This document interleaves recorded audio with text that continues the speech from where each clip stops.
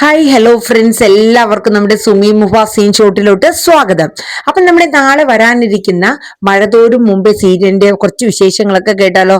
നാളെ ഭയങ്കര സീനാട്ടോ വരാൻ പോകുന്നത്. വേറൊന്നുമല്ല, നമ്മുടെ ഗംഗാധരനും ശിവശങ്കരനും മനുവും കൂടെ നെടുമ്പുരയ്ക്കൽ വീട്ടിൽ നമ്മുടെ ബാലചന്ദ്രനെ കാണാൻ വേണ്ടി വരാണ്. അപ്പോൾ അതിന്റെ വിശേഷങ്ങളൊക്കെയാണ്. അപ്പൊ നമ്മുടെ വീഡിയോസ് ഒക്കെ നിങ്ങൾ കേൾക്കുന്നുണ്ടെങ്കിൽ ഒന്ന് ലൈക്ക് അടിക്കാനും, അതോടൊപ്പം തന്നെ നമ്മുടെ ചാനൽ ആദ്യമായിട്ടാണ് കയറുന്നതെങ്കിൽ ഒന്ന് സബ്സ്ക്രൈബ് ചെയ്തുകൂടെ വെക്കാനായിട്ട് ശ്രമിക്കണം കേട്ടോ. അപ്പൊ നമുക്ക് വിശേഷത്തിലോട്ട് പോകാം. അങ്ങനെ നമ്മുടെ ശിവശങ്കരനും ഗംഗാധരനും മനുവും കൂടെ നെടുമ്പുരയ്ക്കൽ വീട്ടിലോട്ട് വരെയാണ്. അപ്പം നമ്മുടെ അലീന അവിടെ ഉണ്ടായിരുന്നു. അങ്ങനെ അലീന ചെന്ന് ഡോറൊക്കെ തുറന്നു കൊടുക്കുന്നുണ്ട്. അങ്ങനെ അലീനയെ കണ്ട ഗംഗാധരനും ശിവശങ്കരനും ഒക്കെ ആ എളിമ എന്ന് വെച്ചാൽ അത്രയ്ക്കും നിഷ്കളങ്കമായ അവളുടെ ആ മുഖത്തോട്ട് നോക്കുകയാണ്. അപ്പൊ അവള് പറഞ്ഞു, എന്തേ അങ്ങനെ തന്നെ നിൽക്കുന്നത്, വാ അങ്കിളെ കയറിയിരിക്കെ, മനുവേട്ട കയറി വാ എന്നൊക്കെ പറയുന്നു കേട്ടോ. അപ്പോ അവര് കയറി ഇരുന്നു. എന്നിട്ട് ചോദിച്ചു, മോളെ നീ ഇവിടെ നിന്ന് പോണൂന്ന് കേട്ടുവല്ലോ, അങ്ങനെ ഒരു തീരുമാനം വേണമായിരുന്നോ എന്ന് ഗംഗാധരൻ ചോദിക്കുകയാണ്. അപ്പൊ അലീന പറഞ്ഞു, സത്യം പറയുകയാണെങ്കിൽ അങ്ങളെ, എനിക്ക് ആ ഒരു തീരുമാനം ഞാൻ എടുത്തത് വേറൊന്നും കൊണ്ടുമല്ല, എന്റെ കൂടപ്പിറപ്പുകളുടെ, എന്റെ ഈ കുടുംബത്തിന്റെ നിലനിൽപ്പിന് വേണ്ടിയിട്ടാണ്. കാരണം മേഡം എന്തായാലും ഞാൻ ഇവിടെ ഉള്ളിടത്തോളം കാലം മേഡം ഈ വീട്ടിൽ കാലുകുത്താനായിട്ട് ഇഷ്ടപ്പെടില്ല. അപ്പൊ ഞാനായിട്ട് എന്റെ കൂടപ്പിറപ്പുകൾക്ക് അവരുടെ ജീവിതം തകർക്കുന്നത് എനിക്ക് ഒട്ടും തന്നെ പറ്റുന്ന ഒരു കാര്യമല്ല. അപ്പൊ അതുകൊണ്ട് ഞാൻ ഒരു തീരുമാനം എടുത്തു അങ്ങളെ, ഞാൻ ഇവിടുന്ന് പോകാം എന്നുള്ളത്. മോളെ നീ എങ്ങോട്ടാ പോകുന്നത്? ഇനിയിപ്പോ എങ്ങോട്ടാ പോണത് നീ? അപ്പൊ അതൊന്നും എനിക്കറിയില്ല. പക്ഷെ എവിടെയോ അച്ഛൻ എന്നെ സേഫ് ആയിട്ട് ഉള്ള ഒരു സ്ഥലത്ത് തന്നെയാണ് ഏൽപ്പിക്കുന്നത്.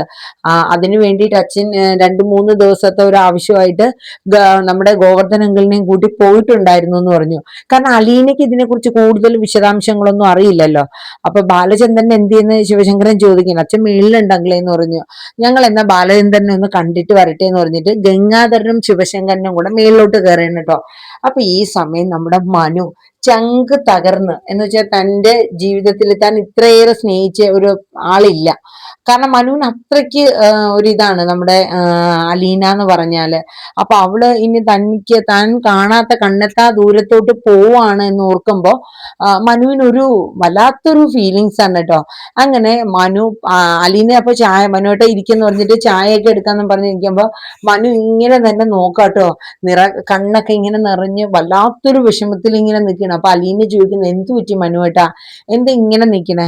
ഒന്നുമില്ല, നീ ഇത്രയും ഒരുപാട് ദൂരങ്ങളിലോട്ട് പോണൂന്ന് കേൾക്കുമ്പോ വല്ലാത്തൊരു ബുദ്ധിമുട്ട്. എനിക്ക് എന്താന്നറിയില്ല, എനിക്ക് ഒന്നിനോടും ഒരു കോൺസെൻട്രേഷൻ തോന്നല അലീന. എന്ത് പറ്റിയെന്നറിയില്ല. നീ ഇത്രയും ദൂരെ പോണോ അലീന? നിനക്ക് ഇവിടെ അടുത്ത് എവിടെയെങ്കിലും എന്തെങ്കിലും ഒരു ഇത് നോക്കിയാ പോരെ എന്നൊക്കെ മനു ചോദിക്കുന്നുണ്ട്. അപ്പോഴേക്കും നമ്മുടെ കൃഷ്ണമോള് വരേണ്ട കേട്ടോ. അപ്പൊ കൃഷ്ണമോള് വന്നപ്പോഴേക്കും മനു ചോദിച്ചു, ഇന്ന് നീ സ്കൂളിൽ പോയില്ലേ മോളെ എന്ന് ചോദിച്ചു. അപ്പം പറയും, ഇല്ല മനുവേട്ടാ, ഇന്ന് സ്കൂളില്ല, അവധിയായിരുന്നു, അപ്പൊ അതുകൊണ്ട് പോയില്ല എന്ന് പറഞ്ഞു. അപ്പൊ അലീന പറഞ്ഞു, നിങ്ങൾ സംസാരിച്ചിരിക്കുക, ഞാൻ പോയി ചായയാണോ കോഫിയാണോ വേണ്ട, ഞാൻ പോയി എടുത്തിട്ട് വരട്ടെ എന്ന് പറഞ്ഞു. അപ്പൊ മനു കൃഷ്ണമോളുടെ അടുത്ത് സംസാരിക്കുന്നുണ്ട് കേട്ടോ. അതായത് അലീന പോകുന്ന കാര്യം ഉറപ്പായോ എന്ന് ചോദിക്കും. അപ്പൊ കൃഷ്ണമോള് പറഞ്ഞു, ഉറപ്പായി മനുവേട്ടാ, കാരണം അലീന ചേച്ചി ഒരു കടുത്ത തീരുമാനം തന്നെയാണ് അതിൽ എടുത്തത്. കാരണം വേറൊന്നുമല്ല, അമ്മ ഈ പടി ചവിട്ടണമെങ്കിൽ അലീന ചേച്ചി ഈ വീട്ടിൽ നിന്ന് ഇറങ്ങണം, പടി ഇറങ്ങണം, എങ്കിൽ മാത്രമേ അമ്മ വരത്തുള്ളൂ. അപ്പൊ അത് അലീന ചേച്ചി ഒരു കടുത്ത തീരുമാനം എടുത്തതിന്റെ പേരിൽ അച്ഛൻ അതിനു വേണ്ടുന്ന കാര്യങ്ങളൊക്കെ ചെയ്യാണ്. അച്ഛൻ ഏതോ ഒരു സ്ഥലത്ത് കുളത്തൂർ പുഴ എന്ന് പറയുന്ന ഒരു സ്ഥലത്തും കൊണ്ടാണ് അലീന ചേച്ചീനെ സേഫ് ആയിട്ട് ആക്കാൻ പറ്റിയ ഒരു സ്ഥലമാണ്. അപ്പൊ അങ്ങോട്ടേക്ക് ആക്കും. അപ്പൊ അവര് ഇനി വിളിക്കണം, അങ്ങനെ എന്തൊക്കെയോ പറഞ്ഞു എന്ന് പറഞ്ഞു കേട്ടോ. കൃഷ്ണമോൾക്കും ഭയങ്കര വിഷമമാണ്, മനുവിന് അതിനേക്കാളേറെ വിഷമ. അപ്പൊ കൃഷ്ണമോള് പറഞ്ഞു, ഇനിയിപ്പൊ എന്താ ചെയ്യണേ, നമുക്ക് എന്തെങ്കിലും ഒരു പോംവഴി ഉണ്ടോ മനുവായിട്ട് അലീന ചേച്ചിനെ പറഞ്ഞു വിടാണ്ടിരിക്കാൻ? ഇത്രയും നാളും അലീന ചേച്ചി ഉള്ളതുകൊണ്ട് ബബിതേച്ചിയും രോഹിതേട്ടന്റെ ഒക്കെ കാര്യം അവരൊക്കെ ഇപ്പോ സാധാ രീതിയിൽ അലീന ചേച്ചിയോട് ഒരുപാട് സ്നേഹത്തോടെ മിണ്ടിയും സംസാരിച്ചും തുടങ്ങിയിട്ടേ ഉള്ളൂ. ആ ഒരു സ്നേഹം ശരിക്കും അറിയാൻ പോലും അലീന ചേച്ചിക്ക് പറ്റിയിട്ടില്ല. ആ ഒരു അവസ്ഥയിൽ അലീന ചേച്ചി പോണെന്ന് കേൾക്കുമ്പോൾ അവർക്കും ഭയങ്കര വിഷമ. പിന്നെ മനു പറഞ്ഞു, ഇനിയിപ്പോ എന്താണ് മോളെ ചെയ്യാൻ പറ്റുക? നിന്റെ അമ്മയ്ക്കുള്ള സ്വഭാവ രീതി അറിയാലോ. നിന്റെ അമ്മ പിടിക്കണ കൊമ്പ് മുയലിന് 3 കൊമ്പെന്നുള്ളൊരു മട്ടാണ്. ആന്റിയുടെ നിലപാടിൽ നിന്നും 1 ഇഞ്ച് പോലും അങ്ങോട്ടോ ഇങ്ങോട്ടോ മാറില്ല. അപ്പം കൃഷ്ണമോള് പറഞ്ഞു, ആ അമ്മയുടെ മാറ്റങ്ങളൊക്കെ ഇനി മനുവേട്ടൻ കണ്ടോ, അലീന ചേച്ചി ഇവിടെ ഉള്ളത് കൊണ്ട് മാത്രമാണ് അച്ഛൻ അടങ്ങി നിൽക്കുന്നത്. അലീന ചേച്ചി എന്ന് ഈ വീടിന്റെ പടി ഇറങ്ങുമോ ആ നിമിഷം അച്ഛൻ എല്ലാ സത്യങ്ങളും അമ്മയോട് പറയുകയും ചെയ്യും. അമ്മ എപ്പോഴും അലീന ചേച്ചിയോട് പറയാറില്ലേ, എവിടെയോ അഴുക്ക് ചാലി പിഴച്ചു പെറ്റുണ്ടായവളല്ലേടി നീ എന്ന്. നിനക്കൊണ്ട് ഏതോ ഒരുത്തിക്ക് പിഴച്ചു ഉണ്ടായവളല്ലേടി നീ എന്ന് അമ്മ എപ്പോഴും ചോദിക്കും. ആ പിഴച്ചു പറ്റത് അമ്മ തന്നെയാണെന്ന് അറിയുന്ന ആ നിമിഷം അത് അച്ഛൻ വിളിച്ചും പറയും മനുവേട്ടാന്ന് പറഞ്ഞു. അത് വഴി വരുന്ന ഭവിഷ്യത്തുകൾ എന്താണെന്നൊന്നും അറിയില്ല. അങ്ങനെയൊക്കെ പറഞ്ഞുകൊണ്ടിരുന്ന ഇരിക്കുകയായിരുന്നു കേട്ടോ. അപ്പോഴേക്കും നമ്മുടെ അലീന ചായ കൊണ്ടുവന്ന് കൊടുക്കുകയാണ്. അതിനുശേഷം ഞാൻ ഇനി മേളിൽ പോയി ചായ കൊടുത്തിട്ട് വരട്ടെ എന്നും പറഞ്ഞ് അലീന പോവാണ് കേട്ടോ. അലീന മുഖത്തും വല്ലാത്തൊരു വിഷമവും ബുദ്ധിമുട്ടും കാര്യങ്ങളൊക്കെ തന്നെയായിരുന്നു കേട്ടോ. കാരണം ഈ വീട് വിട്ട്, തന്റെ കൂടപ്പിറപ്പുകളെ വിട്ട്, തന്റെ അച്ഛനെ, തന്റെ അമ്മയെ ഒക്കെ വിട്ടിട്ട് പോകുന്നൊരു കാര്യം അലീനയ്ക്കും ചിന്തിക്കാനേ പറ്റാവുന്നതിനും അപ്പുറമായിരുന്നു കേട്ടോ. പക്ഷെ എന്ത് ചെയ്യാനാ, സാഹചര്യങ്ങൾ കൊണ്ട് അലീന അതിനോട് പൊരുത്തപ്പെട്ടു എന്ന് വേണം പറയാൻ കേട്ടോ. അങ്ങനെ അലീന ചായ കൊണ്ട് കൊടുക്കാൻ പോവാണ്. അങ്ങനെ അവിടെ ചെന്ന് ചായ അച്ഛനും അതുപോലെ ശിവശങ്കരനും ഗംഗാധരനും ഒക്കെ ചായ കൊടുത്തിട്ട് കുറച്ചു നേരം നിന്നിട്ട് അലീന ഇങ്ങ് താഴേക്ക് വരുന്ന കേട്ടോ. അപ്പൊ ഈ സമയം ഗംഗാധരൻ ചോദിക്കുന്നുണ്ട്, ബാലചന്ദ്ര, നീ അലീനയുടെ കാര്യത്തിൽ എന്ത് തീരുമാനമാണ് എടുത്തത്? അലീന ഇവിടെ നിന്ന് പോണൂന്നും നീ സേഫായിട്ട് ഏതോ ഒരു സ്ഥലത്ത് ആക്കുന്നു എന്നൊക്കെ പറഞ്ഞുവല്ലോ, എന്ത് തീരുമാനമാണ് നീ എടുത്തത്? അപ്പോഴേക്കും ബാലചന്ദ്രൻ പറഞ്ഞു, ഞാൻ എന്ത് തീരുമാനം എടുക്കുന്നില്ല എന്നുള്ളതല്ലല്ലോ, അത് ഇനി നിങ്ങളെ കൈതക്കൽ വീട്ടിലെ ആണുങ്ങളെയും കൂടെ അറിയിച്ചിട്ട് വേണോ ഞാൻ എടുക്കേണ്ടത് എന്നൊക്കെയുള്ള ഒരു ഭീഷണി ധ്വനിയിലാണ് ബാലചന്ദ്രൻ തുടങ്ങുന്നത് തന്നെ. അപ്പൊ ഗംഗാധരൻ പറഞ്ഞു, ബാലേന്ദ്ര, ഞങ്ങൾ നിന്നോട് ഫയർ ചെയ്യാനോ ഒന്നുമല്ല ഞങ്ങൾ നിന്നോട് വന്നത്. കാരണം അവൾ ഈ വീട്ടിൽ നിന്ന് പോകുന്നത് ഞങ്ങൾക്കും ഇഷ്ടമല്ല. പക്ഷെ വൈജയന്തി ഇങ്ങോട്ട് വരില്ല. ഞങ്ങൾ ഇതിനിടയിൽപ്പെട്ട് ഞങ്ങൾ എന്ത് ചെയ്യും? നീ തന്നെ പറ, എന്താ ഞങ്ങൾ ചെയ്യേണ്ടത്? അവള് പ്രസവിച്ച മകളാണ് കൺമുന്നിൽ നിൽക്കുന്നതെന്ന് ഞങ്ങൾക്ക് പറയാൻ പറ്റാത്തൊരു കൂടപ്പിറപ്പുള്ള ആങ്ങളമാരായിപ്പോയി ഞങ്ങളുടെ അവസ്ഥ അതാണ്. നിങ്ങളുടെ അവസ്ഥ 10-22 വർഷങ്ങൾക്ക് മുന്നേ ഈ സ്റ്റാൻലി ജോസഫും വൈജയന്തിയും തമ്മിലുണ്ടായ പ്രണയത്തിൽ അവർ ഒരുമിച്ച് ജീവിച്ചതിൽ അവർക്കുണ്ടായ കുഞ്ഞാണ് അലീന. ആ സത്യം ഞാൻ സ്റ്റാൻലിയെ അറിയിച്ചു എന്ന് പറഞ്ഞു കേട്ടോ. അത് കേട്ടപ്പോ ഗംഗാധരനും ശിവശങ്കരനും മുഖത്തോട് മുഖം നോക്കുകയാണ്, ഞെട്ടിപ്പോണ്.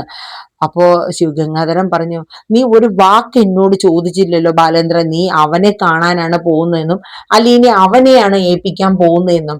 കാരണം നീ ഒന്ന് ആലോചിച്ചു, ഒരു നിമിഷം നിനക്കൊന്ന് ആലോചിക്കാൻ പാടില്ലായിരുന്നോ? അഥവാ നീ ഇപ്പൊ അവനോട് ചെന്ന് നീ കാര്യങ്ങളൊക്കെ പറഞ്ഞു എന്ന് പറയണു, അവൻ അലീനെ സ്വീകരിക്കുമെന്ന് നിനക്ക് ഉറപ്പുണ്ടോ? അപ്പൊ ബാലേന്ദ്രൻ പറഞ്ഞു, സ്വീകരിച്ചാലും സ്വീകരിച്ചില്ലെങ്കിലും എനിക്ക് അവളെ ഉപേക്ഷിക്കാൻ പറ്റില്ലല്ലോ ഗംഗേട്ട എന്ന് പറഞ്ഞു. എന്നിട്ട് ബാലേന്ദ്രൻ പറഞ്ഞു, ഞാൻ സ്റ്റാൻലിയെ പോയി കണ്ടു, പുനലൂർക്കല്ല, ഞാൻ പോയി കണ്ടത് കൊളത്തൂർ പുഴയ്ക്കാണെന്ന് പറഞ്ഞു കേട്ടോ.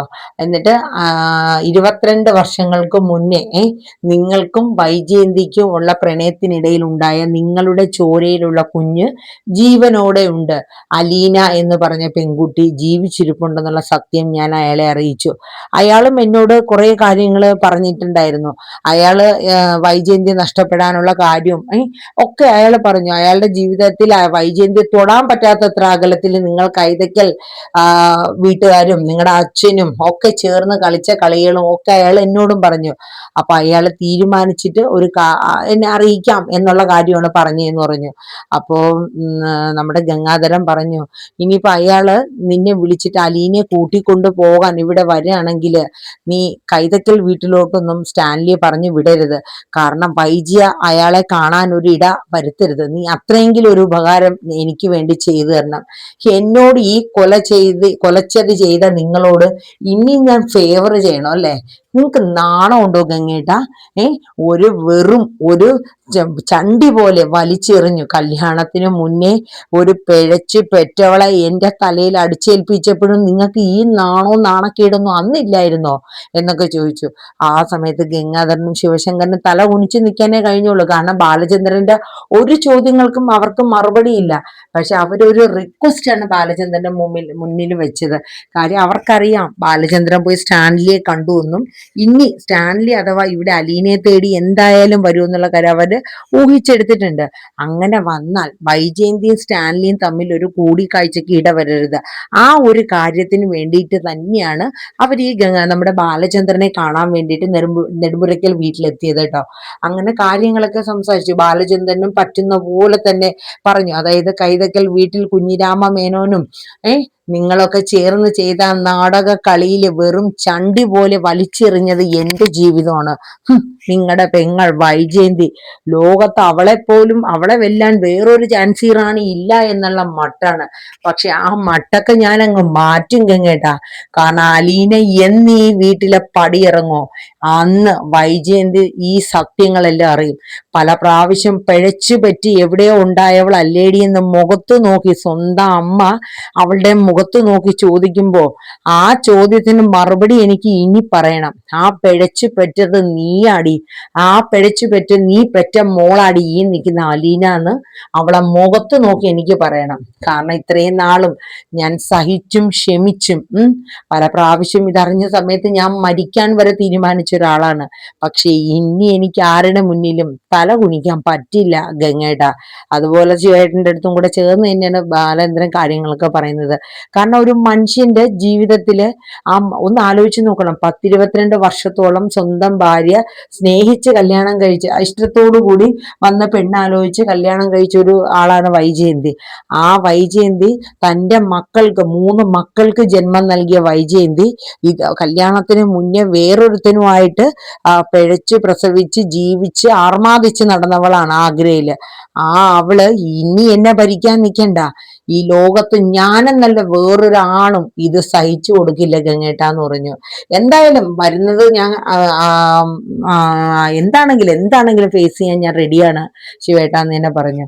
ഇനിയിപ്പോ സ്റ്റാൻലി ജോസഫ് സ്വന്തം മകളെ സ്വീകരിക്കാൻ അയാൾക്ക് താല്പര്യമില്ലെങ്കിൽ അലീനയുടെ കാര്യത്തിൽ എനിക്ക് അവളെ വലിച്ചെറിയാൻ പറ്റില്ലല്ലോ. ഒരു മകളുടെ സ്ഥാനമാണ് ഞാൻ അവൾക്ക് കൊടുത്തേക്കുന്നത്. അവൾക്ക് ചെയ്യേണ്ട എല്ലാ കാര്യങ്ങളും ഞാൻ ചെയ്യും. അവളെ സുരക്ഷിതമായ ഒരു സ്ഥലത്ത് തന്നെ ഞാൻ ആക്കുകയും ചെയ്യും എന്നൊക്കെ പറഞ്ഞ് അവർ സംസാരിച്ച് ഗംഗാധരൻ അവരും ശിവശങ്കരനും ബാലേന്ദ്രൻ പറഞ്ഞ കാര്യങ്ങളൊക്കെ കേട്ടിട്ട് അവസാനം അവര് താഴോട്ട് വരണം കേട്ടോ. ആ സമയത്ത് അലീനയായിട്ട് സംസാരിക്കുന്നുണ്ട്. അപ്പൊ മോളെ നീ പോകുന്ന കാര്യം തീരുമാനിച്ചോ മോളെ എന്ന് ചോദിക്കുന്നുണ്ട്. അപ്പൊ ശിവശങ്കരനും ഗംഗാധരനെ നോക്കുമ്പോൾ മനുവിന് ഭയങ്കര സങ്കടമാണ്. കാരണം മനു എത്രത്തോളമാണ് അലീനയെ സ്നേഹിക്കുന്നുണ്ടെന്നുള്ളത് അവർക്കറിയാം. അപ്പം അലീന കൈവിട്ടു പോകുമോ എന്നുള്ള ഒരു ഇതൊക്കെയാണ്. അപ്പൊ മനു ഇതിനിടയിൽ അലീനയുടെ അടുത്ത് ചോദിച്ചിട്ടുണ്ടായിരുന്നു, നീ ഇവിടെ നിന്ന് പോയി കഴിഞ്ഞാൽ ഞങ്ങളെയൊക്കെ മറക്കുവോ? ഞാൻ നിന്നോട് പല പ്രാവശ്യവും എൻ്റെ ഒരു ആഗ്രഹം ഇഷ്ടവും ഞാൻ പറഞ്ഞിട്ടുള്ളതാണ്. പക്ഷെ നീ എനിക്ക് അതിനൊന്നും മറുപടി തന്നിട്ടില്ല. അപ്പൊ അലീന കൈ പിടിച്ചിട്ട് പറഞ്ഞു, അതെല്ലാം എൻ്റെ മനസ്സിലുണ്ട്. പക്ഷെ എനിക്ക് ഇപ്പോൾ അതിനൊരു മറുപടി പറയാൻ പറ്റിയ ഒരു അവസ്ഥയല്ല മനുവേട്ടാ. എൻ്റെ മനസ്സിൽ എപ്പോഴും ഒരു ആശ്വാസത്തിന്റെ പൂവാണ് മനുവേട്ടൻ. കാരണം ഞാൻ ഈ വീട്ടിൽ വന്ന സമയത്തും ഒരുപാട് ആട്ടും തുപ്പും കേട്ടപ്പോഴും എനിക്ക് മനുവേട്ടന്റെ മുഖം കാണുമ്പോഴാണ് ഒരു ആശ്വാസം. എനിക്ക് വേണ്ടി സംസാരിക്കാൻ, എനിക്ക് വേണ്ടി മറ്റുള്ളവരുടെ മുന്നിൽ ഫയർ ചെയ്യാൻ ഒക്കെ മനുവേട്ടൻ നിന്നിട്ടുള്ള ഒരാളാണ്. എൻ്റെ മനുവേട്ടൻ എന്നെ മരിച്ചാലും മരണം വരെ ഞാൻ മറക്കില്ല. അതുകൊണ്ട് ഞാൻ മനുവേട്ടനെ ഒരിക്കലും ഞാൻ നഷ്ടപ്പെടുത്തിയില്ല എന്നുള്ള ഒരു ഇത്. അപ്പം മനുവിന്റെ ഉള്ളിൽ ഒരു അലീനയ്ക്ക് തന്നോട് ശരിക്കും സ്നേഹം ഉണ്ടെന്നുള്ള ഒരു ഇതൊക്കെ വരുന്നുണ്ട് കേട്ടോ. അങ്ങനെ ഗംഗാധരനും ശിവശങ്കരനും ഒക്കെ അലീനയോട് യാത്ര പറയുന്നുണ്ട്. മോളെ നീ എവിടെ പോയാലും നന്നായേ വരത്തുള്ളൂ. അപ്പൊ അലീന നിറകണ്ണുകളോടെ തന്നെ എന്നെ ശപിക്കരുത്. ഞാൻ ഈ കുടുംബത്ത് വന്നിട്ട് ആർക്കും ഒരു ദോഷം ഉണ്ടാകണമെന്ന് ഞാൻ ആഗ്രഹിച്ചിട്ടില്ല അങ്ങളെ എന്നൊക്കെ പറയും കേട്ടോ. അവർക്കും ഭയങ്കര ഫീലിങ്സ് ആയി പോകണം അലീനയുടെ സംസാരമൊക്കെ. എന്നിട്ട് പറയുന്നുണ്ട്, ഞാൻ കൈതക്കൽ വീട്ടിൽ വരുന്നുണ്ട്, എനിക്ക് മുത്തശ്ശിയോടും അവിടെ മറ്റു പലരോടും ഒക്കെ യാത്ര പറയാനുണ്ട്, ഞാൻ അവിടെ വരുന്നുണ്ടെന്നൊക്കെ പറയുന്നുണ്ട് കേട്ടോ. അങ്ങനെ പറഞ്ഞിട്ട് അവരവിടെ നിന്ന് പോവാണ്. അപ്പൊ നാളെ ഏകദേശം ഈ ഒരു സീനും കാര്യങ്ങളൊക്കെയാണ് വരുന്നത്. പിന്നെ അതിൽ നമ്മുടെ രോഹിത് മനുവിനോട് പറയുന്നുണ്ട്, ഞാൻ കുറെ പറഞ്ഞതാ മനുവേട്ടാ, അലീന ചേച്ചി ഇവിടുന്ന് പോകണ്ട, നമുക്ക് എന്തെങ്കിലും ഒരു സൊല്യൂഷൻ കണ്ടെത്താം എന്നൊക്കെ പറഞ്ഞു. അച്ഛൻ അതിനിടയിൽ അലീന ചേച്ചി പോവാനായിട്ട് റെഡിയായി നിൽക്കും കണക്ക് അച്ഛൻ അതിനിടം പോവാനുള്ള സ്ഥലം കണ്ടെത്തലായി എന്തായി. അപ്പോഴേക്കും മനു പറഞ്ഞു, അച്ഛനല്ലല്ലോ ഒരു കാരണം, ഇതിനെല്ലാം കാരണം നിന്റെ അമ്മയല്ലേ രോഹിത്തെ എന്നൊക്കെ പറയുന്ന സീനും കാര്യങ്ങളൊക്കെ വരുന്നുണ്ട്. എന്തായാലും നമുക്ക് കാത്തിരിക്കാം അല്ലേ നമ്മുടെ അലീന ഇറങ്ങുന്ന സമയം. അലീന ഇറങ്ങേണ്ടി വരുമോ? വൈജയന്തിക്ക് ഈ സത്യങ്ങളൊക്കെ തിരിച്ചറിയുമ്പോൾ എന്താ ഉണ്ടാവുക? അങ്ങനെയൊക്കെയുള്ള സീന് നമുക്ക് നമുക്ക് കാത്തിരുന്ന് തന്നെ കാണാം അല്ലേ. അപ്പൊ എല്ലാവരും നമ്മുടെ വീഡിയോ സ്കിപ്പ് അടിക്കാണ്ട് കേൾക്കുക. അതോടൊപ്പം തന്നെ നമ്മുടെ ചാനൽ ആദ്യമായിട്ടാണ് കാണുന്നതെങ്കിൽ ഒന്ന് സബ് ചെയ്യാനായിട്ട് മറക്കരുത്. ലൈക്കും ഹൈപ്പും മറക്കരുത്. നിങ്ങളുടെ അഭിപ്രായങ്ങൾ കമന്റ് ബോക്സിൽ രേഖപ്പെടുത്തുക. അതോടൊപ്പം തന്നെ ഞാൻ കൃത്യം 6:30 ഇന്ന് 6 മണി എന്നുള്ളതൊന്ന് 6:30 ആയിപ്പോയി കേട്ടോ, കുറച്ച് വൈകിപ്പോയി. അപ്പൊ നമ്മുടെ സാന്ത്വനം 2 ഞാൻ അപ്ലോഡ് ചെയ്തിട്ടുണ്ട്. അപ്പൊ നമ്മുടെ 2 പരമ്പരയും ഒന്ന് കണ്ട് സപ്പോർട്ട് ചെയ്ത് തരണം കേട്ടോ. എല്ലാവരും ഒന്ന് കാണണേ. നമുക്ക് 1-2 ദിവസമായിട്ട് വ്യൂസ് ഒക്കെ കുറവാണ്. അപ്പൊ എല്ലാവരുടെയും നല്ലൊരു സപ്പോർട്ട് പ്രതീക്ഷിച്ചുകൊണ്ട് നല്ലൊരു ശുഭരാത്രി പറഞ്ഞുകൊണ്ട് നിർത്തുന്നു. Tata, bye bye, take care, thank you.